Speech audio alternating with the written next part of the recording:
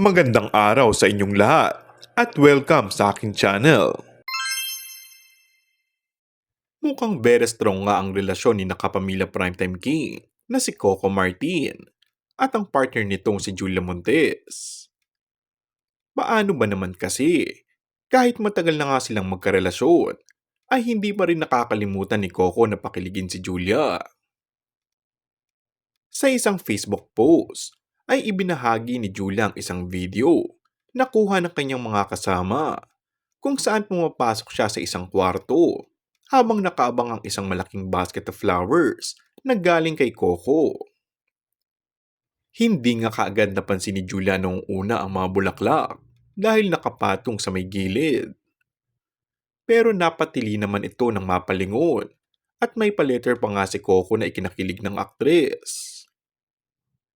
Pinasalamatan naman ni Julia ang partner sa kanyang caption. Grabe naman sa surprise.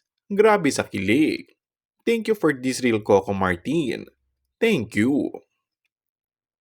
Pinusuan naman ng netizens ang post na ito ni Julia at may ilan pa nga nagsabing napakalaking sana all nito. Say pa ng Coco Jules fans, importante nga umano sa isang relasyon na kahit matagal na kayo, ay hindi nyo pa rin nakakalimutan ang mga sweet gestures para sa isa't isa. Kaya kudos kay Coco. Naka 4.3 million views nga agad ang nasabing video na yun in less than 24 hours.